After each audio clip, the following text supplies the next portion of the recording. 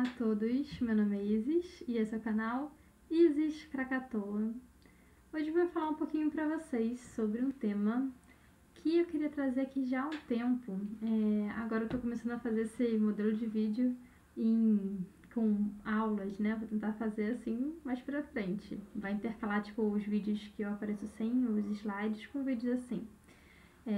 E ainda, né, eu quero ficar com uma câmera um pouquinho melhor. Por enquanto, a minha câmera ainda está essa, como vocês podem ver, né? Ela tá um pouco ainda, não tá com tanta qualidade, né? Mas em breve isso irá melhorar também. Então, por enquanto, mas quando ela tá aqui pequenininha assim, vocês não vão notar tanto, né? O microfone pelo menos tá melhor. E aí, vamos começar então falando agora sobre as práticas integrativas e complementares em saúde, que são as PICs. Você conhece esse conceito? O que seria essa PICs, né? Então, esse conceito surgiu faz um tempinho, surgiu lá em 2006 e eu vou comentar um pouco para vocês sobre esse tema. Então, para começar a falar sobre isso, primeiro vou me apresentar um pouco melhor, né? Meu nome é Isis, como eu já disse, eu sou biomédica, acupunturista, também sou mestre em Física Aplicada pela FRJ, sou especialista em acupuntura e eletroacupuntura, neurociências da reabilitação, neuropsicologia, administração de empresas e graduada em biomedicina, além de ser formada também em massoterapia. E para a gente começar a falar sobre as PICs, a gente tem que voltar lá em 2006. Em 2006 foi quando surgiu a Política Nacional de Práticas Integrativas e Complementares, a PNPIC.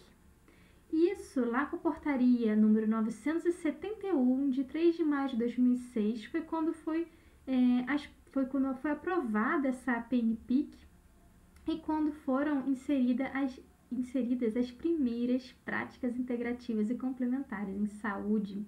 E esse termo também não existia dessa forma, né? Porque a gente pode chamar, até a gente pode chamar, as práticas integrativas também podem ser chamadas de terapias integrativas, as próprias práticas integrativas, terapias holísticas. Muitas pessoas chamam de prática de terapia alternativa, mas esse termo começou a ficar meio pejorativo, muitas pessoas usam de forma pejorativa, e até porque a gente não diria que seria exatamente alternativa. O conceito é muito mais de uma prática complementar, né? E integrativa. A ideia da integração, ela é o que tem de mais forte quando a gente vai definir essas práticas integrativas. Então, lá em 2006 surgiu, né, com essa Política Nacional de Práticas Integrativas e Complementares, as PICs. Esse conceito, na época, não foi definido como uma medicina integrativa, ainda que tenha essa vertente também na medicina, a parte de medicina integrativa, porque existia muita polêmica em relação ao próprio termo de medicina, ainda que existam também as racionalidades médicas, que é um outro conceito que vai falar sobre as diferentes formas de medicinas que existiriam na humanidade, né? E aí a gente vai trazer esse conceito das racionalidades médicas.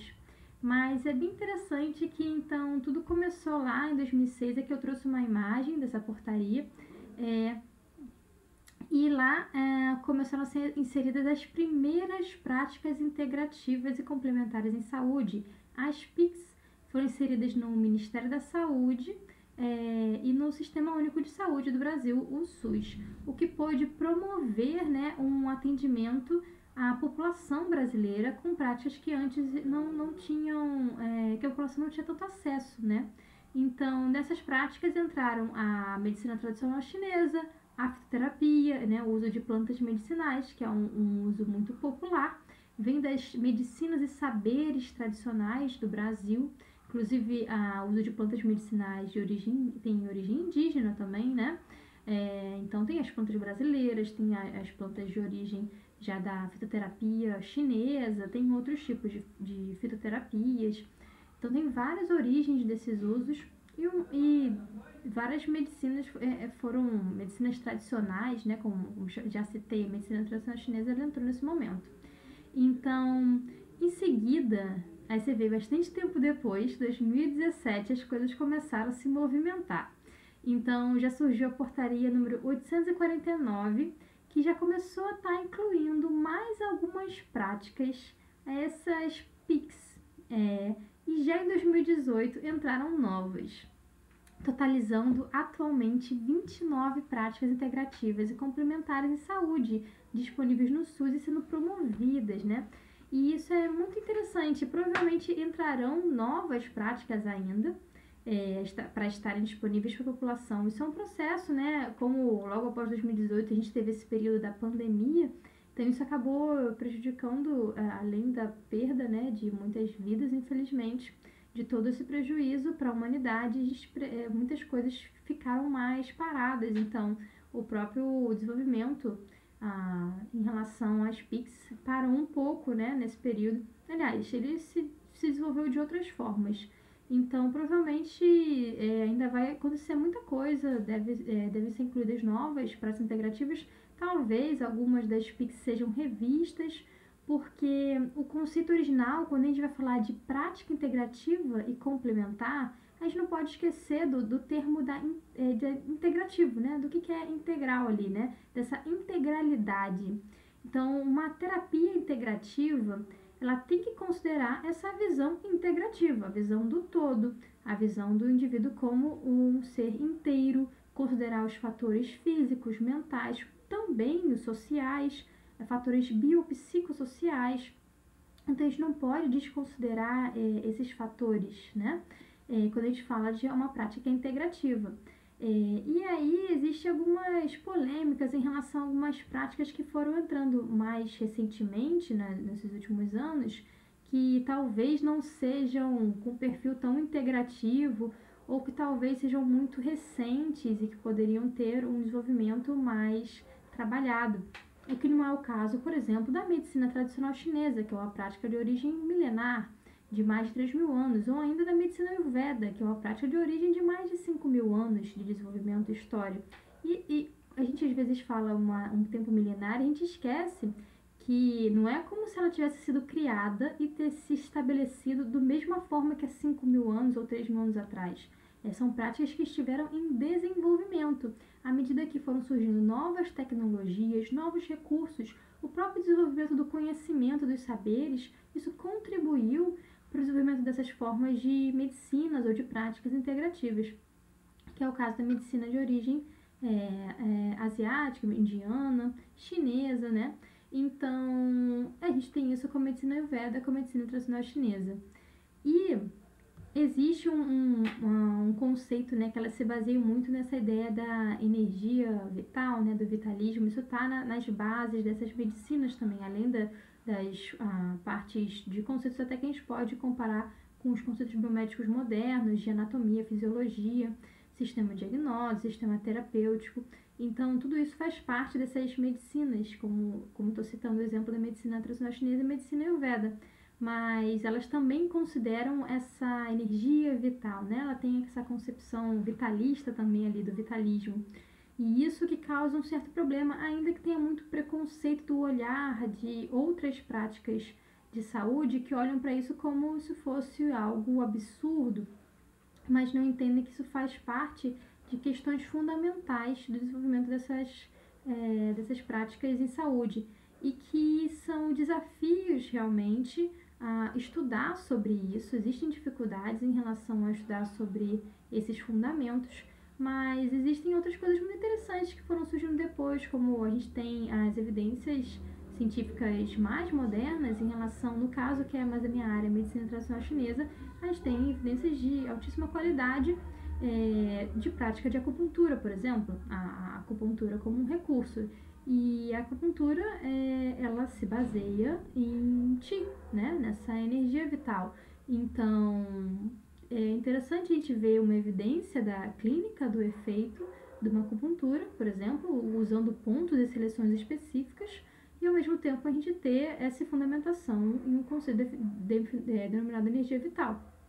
Então, são desafios ainda realmente dessa integração dos saberes, de diferentes formas de ver, né, a saúde, a medicina, com conceitos biomédicos e também conceitos de medicinas mais tradicionais, de saberes milenares. Então, tudo isso é bastante interessante e promissor, e a conversa, o diálogo entre essas práticas pode promover muitas coisas positivas para a saúde, principalmente para a saúde da população. Então, a prática do diálogo com respeito, sem esses preconceitos, é essencial para a gente poder desenvolver a própria ciência e os saberes que a gente tem. Aqui eu trouxe alguns sites que, para pessoas que não conhecem muito sobre as práticas integrativas, onde você pode acessar, né? Aqui você tem o site do Ministério da Saúde e ele tem essa página sobre a Política Nacional de Práticas Integrativas e Complementares no SUS. Ele é bastante interessante, ele fala sobre a fundamentação, tem vários textos em relação a informativos em relação a essas práticas integrativas e complementares. Eu recomendo acessar esse site, quem quiser saber um pouco mais, para ter o acesso a esse conhecimento em relação a essas PICs. E aqui, o que a gente tem? Quando a gente vai falar de prática integrativa, a gente tem que entender o que é a saúde, né? Então, a gente já entendeu aqui que são recursos terapêuticos que buscam a prevenção de doenças e a recuperação da saúde, com ênfase em o quê? Eles trabalham muito essa ideia da escuta acolhedora, desenvolvimento do vínculo terapêutico e integração do ser humano com o meio ambiente e sociedade. Então, são princípios que estão lá na base do que deveria ser uma prática integrativa. Então, ela deve estar trabalhando nessas ideias para ela ser considerada uma prática integrativa ou uma terapia integrativa. Quando a gente fala de saúde, a gente tem que lembrar que saúde não é só a saúde física, né? Não é só isso. E a Organização Mundial de Saúde, ela define saúde como um completo bem-estar físico. E isso é praticamente impossível, né? Você está a todo momento com um bem-estar constante de saúde física. Isso praticamente não ocorre, porque a vida é dinâmica, muitas coisas vão acontecendo, nós vamos passando por diversos processos, então a gente pode estar em momentos que vamos estar nos sentindo melhor ou pior. E o próprio processo do envelhecimento, dentre outros processos, vão estar influenciando nisso. Então, quando a gente vai falar sobre a saúde, a gente não pode esquecer de falar de outros conceitos, que são a qualidade de vida e o bem-estar. Eles são muito mais complexos do que apenas a gente ouvir aquele sintoma, né?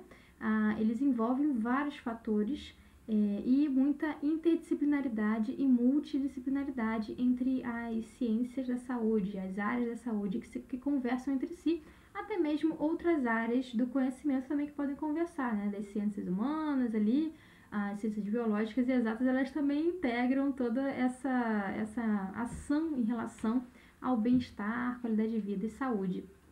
Então, a saúde, a gente vai estar falando desses tipos de saúde física, saúde mental, né? Quando a gente está falando de bem-estar, e a gente já está avaliando o estar, é basicamente isso, né? Estar bem, ou se sentir. Esse sentir, ele é muito particular, ele tem relação com esses diversos fatores biopsicossociais. Então, ele é particular do indivíduo. Por isso que essa questão de ver ele de forma integral e escutar aquele indivíduo, não simplesmente considerar ele mais um número, é uma estatística, ele é uma pessoa e as pessoas não são iguais, né? Então, quando a gente vai falar sobre saúde, tem que levar em consideração isso. E a qualidade de vida não necessariamente está envolvendo a cura de uma doença, por exemplo. Às vezes, o que a gente pretende é melhorar aquela qualidade de vida daquele indivíduo. Tem situações que são, no momento, irreversíveis de saúde, são situações que não são possíveis de reverter. Nesse caso, o que a gente vai fazer? A gente vai ignorar aquele paciente, vai deixar ele sem nenhum atendimento, porque não é possível promover uma cura daquele quadro que ele está passando, aquela doença? Ou a gente vai olhar para como melhorar a situação para que aquela pessoa possa viver dentro daquilo, né? Como a gente pode melhorar a qualidade da vida daquela pessoa? Então, tem muitas intervenções que vão estar agindo para promover esse bem-estar, para promover uma melhora dessa qualidade de vida. Então, quando a gente vai falar da saúde, a gente não pode estar restrito apenas a uma atenção necessariamente uma intervenção que promove uma cura especificamente, mas existem várias outras formas de intervir, né? Então, também outros níveis de atenção, tem a atenção de saúde básica, até a atenção mais complexa, né? E assim, as práticas integrativas, elas vão ter esses recursos e elas podem estar promovendo a prevenção, não somente a intervenção direta ali, mas numa doença, mas uma prevenção de doenças também, além da própria recuperação de saúde, pode agir de forma integral e complementar. Eles vão ter um atendimento mais humanizado, uma escuta acolhedora, ouvindo o paciente, o que ele tem a dizer, desenvolve aquele vínculo terapêutico, que é muito interessante, e a integração, como a gente diz, né, que já falamos uma vez, do ser humano com esse meio ambiente, com a sociedade. Ele não está desconectado, ele está integrado. A gente tem essa integração desde o nível mais básico até o nível mais complexo. Quando a gente vai falar de uma intervenção que é holística, a gente fala disso, né? Holismo é um conceito que fala do todo. A gente não é necessariamente algo místico, mas assim, algo que fala realmente de um olhar para o todo. Em vez de a gente olhar simplesmente o indivíduo como sintoma dele, se a pessoa chega com uma dor de cabeça e você mandar ela tomar um remédio para dor de cabeça e mandar ela embora, será que essa é a melhor forma de olhar para aquele indivíduo? Realmente, a melhor opção que a gente tem para melhorar a qualidade de vida, a saúde, promover um bem-estar para ele é mandar um medicamento embora? Ou será que a gente tem outras formas de olhar para esse indivíduo? Então, vamos pensar um pouquinho sobre isso. E é isso que a gente pode estar desenvolvendo com esse olhar para o todo, né? Com essa escuta acolhedora desse paciente, desse indivíduo. Então, assim, a gente pode estar promovendo assim, uma atenção àquela raiz. Qual será a raiz desse problema? Será que talvez alguma intervenção em outra área poderia melhorar até que mesmo aqueles sintomas que originalmente parece que não tem relação com a situação de vida? Como é que está a vida de trabalho, a vida de familiar, social, alguns outros problemas, outras doenças que podem ser correlacionadas. Então, tudo isso é importante a gente estar olhando. E aí a gente integra, né? Se a gente for considerar também aquela tríade da mente, corpo e espírito. É claro que não é nada assim radical, assim, não, a gente não precisa ficar fixo nessa ideia com esse conceito fechado, mas a gente vai considerar essa saúde física, mental e emocional. E elas podem estar integradas, né? Então, o que pode afetar o corpo físico pode ter um impacto na saúde mental. Uma questão de desarmonia, o mal-estar de saúde mental, emocional, pode afetar o corpo físico também. Então, você às vezes tem uma dor que ela é por alguma lesão, uma lesão articular. Uma lesão articular gera uma dor. E será que isso não vai afetar a saúde mental? Eventualmente, quando ela se torna um problema crônico, isso pode gerar um mal-estar, tristeza, angústia, preocupação. Muitos sintomas posteriores podem surgir. E isso pode acarretar um problema que, se a gente não olha para o todo, um profissional de saúde mental pode intervir especificamente somente na saúde mental e não vai ter o resultado esperado. Por quê? Porque ele não está olhando para o todo. Ele não está olhando para tudo que está fazendo parte daquela condição que o paciente apresenta. Então, tudo isso, como a gente fala, dessa integração, é olhar para esse todo. E quem vai estar considerando fatores da espiritualidade também, isso pode impactar também na saúde física e saúde mental. Esse assunto ele pode ser bastante denso, né? Mas a gente vai explicar um pouquinho só hoje para esclarecer um pouco mais sobre essa temática. Não quero que fique uma aula muito, muito longa também, para ficar muito maçante, pesada para vocês. Mas onde que teria práticas integrativas quando a gente vai falar do Sistema Único de Saúde, do SUS? Então, a gente tem atualmente considerando essa atenção básica, isso são dados do site do Ministério da Saúde. Esses valores, inclusive, não estão totalmente atualizados, porque provavelmente são mais, né, um valor maior, mas esse é o dado que tinha disponível até o momento, que existiriam mais de 9.350 estabelecimentos de saúde ofertando 56% dos atendimentos individuais e coletivos em práticas integrativas e complementares nos municípios brasileiros. Então, a gente tem muito atendimento em atenção básica, né, no Brasil. E, atualmente, ele estaria, como disse, presente em quase 54% dos municípios brasileiros, isso dados que não são totalmente atualizados, deve ser até mais. distribuídos nos 27 estados do Brasil, Distrito Federal, todas as capitais, e atualmente 78% seria voltado para atenção básica de saúde, 18% para atenção de média em saúde e para atenção alta em saúde apenas 4%. Porque muitas vezes a gente ouve umas críticas absurdas assim, mas a prática integrativa específica não serve para nada, ou que fazem comparações como, mas e se você tiver um quadro de uma lesão grave, você, em vez de fazer uma cirurgia, você vai oferecer um reiki ou uma acupuntura? E a gente pensa, claro que não, isso é um absurdo, até porque você também não vai oferecer uma cirurgia para uma pessoa que está com dor de cabeça, se não é o caso, ou que ela esteja uma condição de uma crise de ansiedade. Você vai oferecer essa intervenção? Não, né? Então não faz sentido, a gente tem que oferecer intervenção adequada para a condição adequada, fazer um diagnóstico correto, uma boa anamnese, para escolher a melhor intervenção, de acordo com o profissional. Uma equipe de preferência multidisciplinar, interdisciplinar ali, que converse, que a gente possa oferecer o melhor atendimento para o paciente. Então, a gente tem, por isso que as PICs, elas estão muito na atenção básica em saúde, né? Ainda que elas possam contribuir em outros momentos, de forma integrativa e complementar. Vamos lembrar sempre disso. Então, tem muitos atendimentos, principalmente medicina tradicional chinesa é algo que tem muito impacto e tem muito estudo, né? Então, medicina tradicional chinesa tem estudo muito em relação à acupuntura, à fitoterapia, a práticas corporais como o Tai Chi Chuan, práticas mentais como a meditação, que muito é de origem chinesa também, origem oriental, além de origem indiana também. Então, tem várias coisas interessantes. Aí, no nosso Sistema Único de Saúde, dos dados que a gente tinha disponível, mais atuais, né?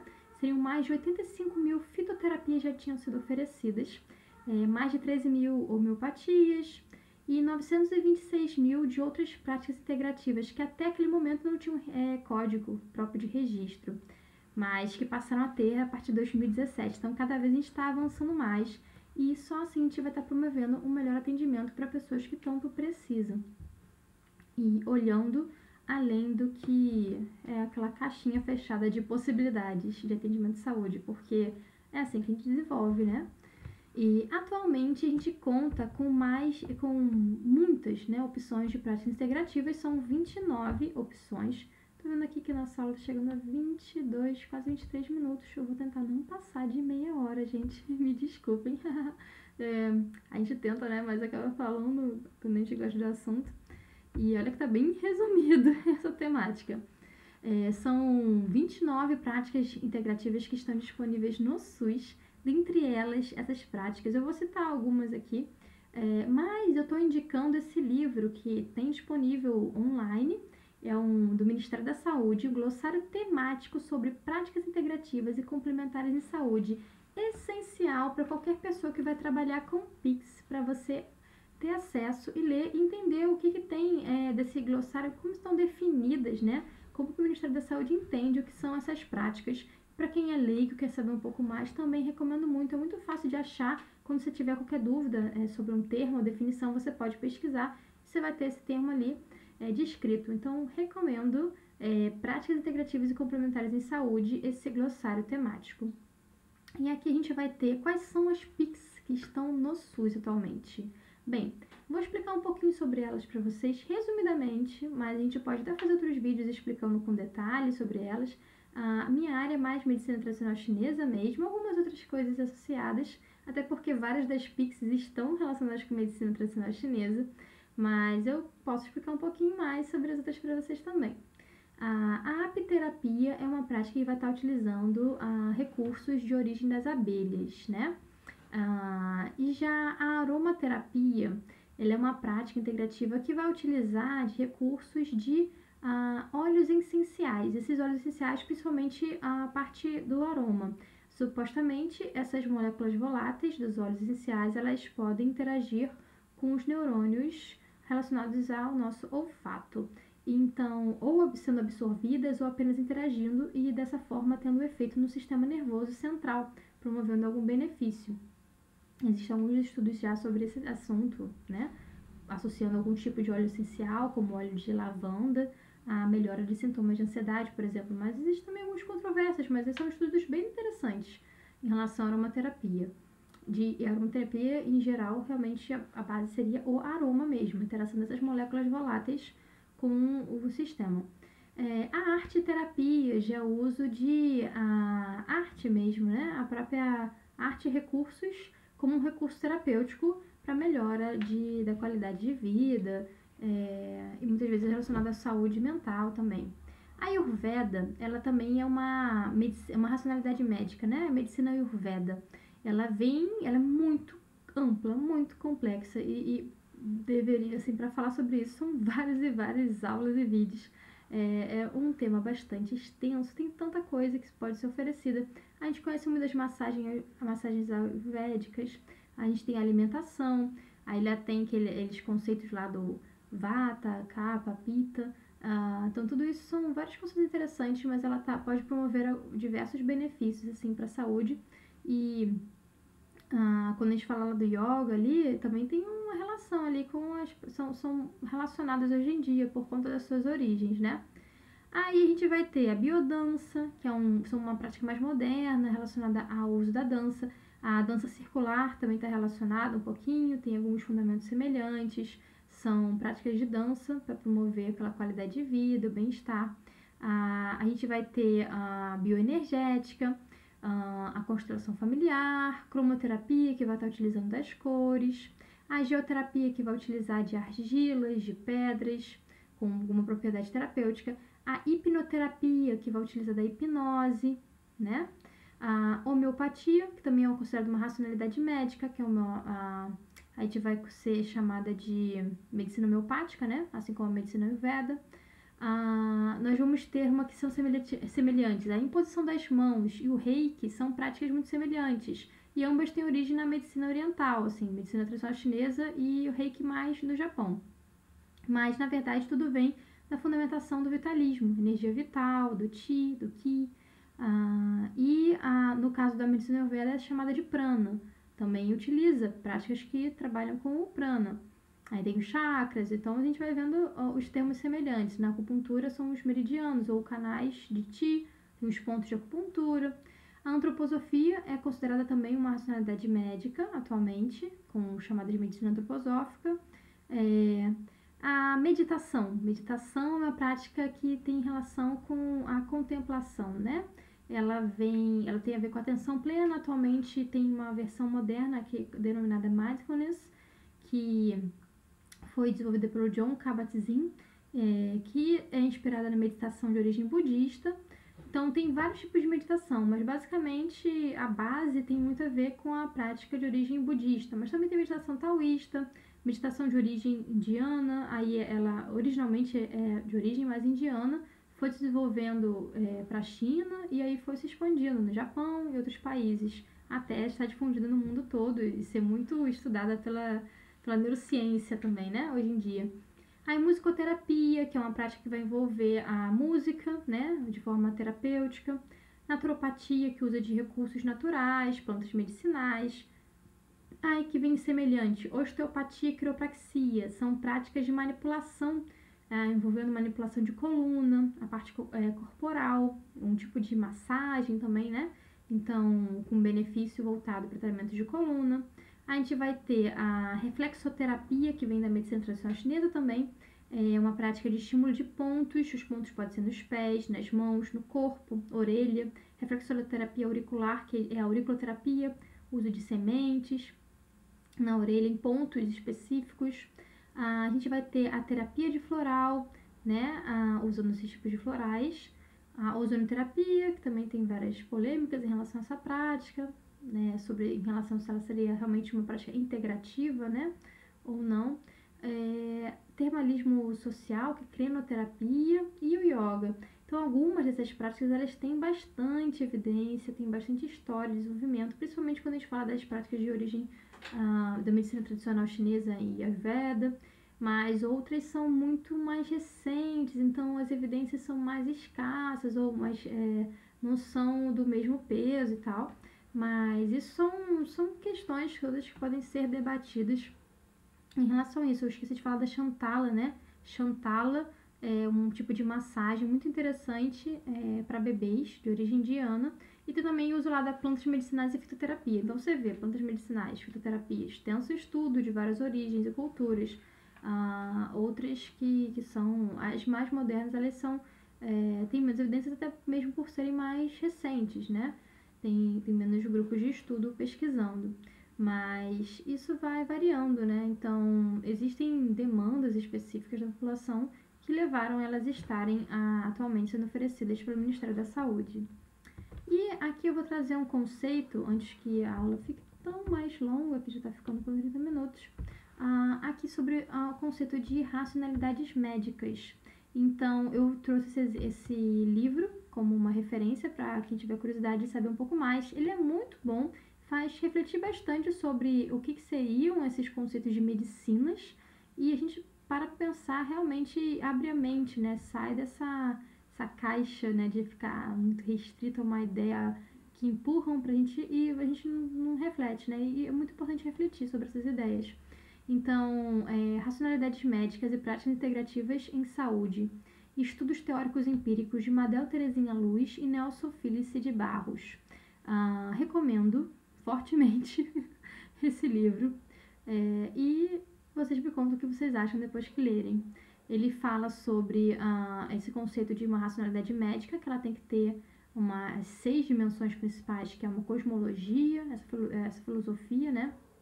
Uma dinâmica vital, que é a fisiologia, uma morfologia, que é a sua anatomia, um sistema de diagnose, sistema terapêutico, uma doutrina médica. E ela define, né, como racionalidades médicas, além da medicina de origem, né, de fundamentação biomédica, que a gente chama, né, de medicina ocidental, ainda que não seja a melhor definição. A gente tem a medicina tradicional chinesa, medicina ayurveda, medicina homeopática e medicina antroposófica. Aqui eu deixei algumas informações, mas eu vou explicar em outra ocasião, que em detalhes em relação às práticas integrativas. A gente pode falar mais especificamente em outro momento, né, em relação a essas especificidades, em relação a práticas integrativas, com detalhes de cada uma delas, porque elas são bem interessantes.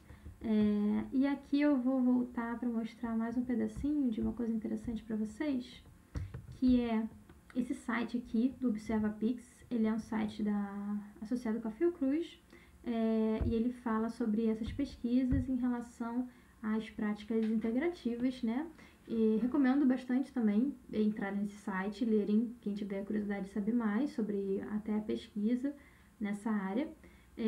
E falam várias coisas interessantes, podemos falar melhor sobre isso posteriormente. Para quem quiser saber mais sobre alguma prática integrativa, eu recomendo esse site, PubMed. Pesquisar o termo em inglês. Quem tiver dificuldade é só falar comigo. Algumas têm mais dificuldade de achar, como por exemplo a prática que eu trabalho, que é a magnetoterapia, porque são muitos termos que você pode pesquisar, né? Porque você pode pesquisar por efeitos biológicos de campos magnéticos, por magnetoterapia de diversas formas, você pode escrever isso. Então, nos termos em inglês, acaba que tem os artigos, às vezes, são escritos com definições diferentes, isso confunde um pouco quem vai pesquisar. Mas tem bastante coisa interessante também sobre isso. E espero que vocês tenham gostado desse vídeo hoje. Desculpem que ficou um pouco longo. Quem quiser saber mais, pode me deixar mensagem aqui no vídeo. E eu vou mostrar mais um pouquinho aqui, só sobre uma questão de... para vocês saberem como é que faz, se vocês pesquisarem, é só fazer isso, digita o termo, por exemplo, aqui eu pesquisei de acupuntura em inglês, você encontra mais de 38 mil artigos, e é só você procurar o que vai te interessar mais especificamente, né, você fazer o recorte do tema que você quer, né, acupuntura para o quê, né, em qual condição. Então você pode pesquisar e ter acesso, ver se você quer um artigo, qualquer artigo, uma revisão, uma meta-análise, você pode pesquisar. E aí, eu já tenho vários vídeos falando sobre esse assunto de magnetoterapia, que é uma técnica relacionada com a acupuntura. Ela é considerada uma terapia integrativa, né? É um recurso. Aqui é um exemplo de caso clínico de atendimento que eu fiz em consultório com magnetoterapia, usando o imã em hematoma. Foi um dos resultados que a gente obteve lá com o paciente, né? E no caso, a magnetoterapia uma técnica que pode ser trabalhada por biomédicos, acupunturistas, né? Então, temos uma regulamentação aí para isso, né? Uma normativa que autoriza o biomédico a utilizar magnetoterapia e eletromagnetoterapia. Então, é uma prática que pode ser utilizada por biomédicos. A gente usa ímãs em pontos específicos do corpo com várias aplicações possíveis terapêuticas. Quem quiser saber mais também é só deixar comentários que posso explicar mais sobre isso. Aí, o que eu ia complementar? Aqui é um pouquinho sobre a parte de magnetoterapia mesmo, que eu falo sobre biomagnetismo, que nós temos campos biomagnéticos no nosso corpo. Nós produzimos, a gente é capaz de medir isso através de aparelhos, como o magnetocefalograma, o magnetocardiograma, aparelho chamado SQUID. Conseguimos medir os campos produzidos pelo corpo, mas nós produzimos diferentes tipos de campos bioeletromagnéticos.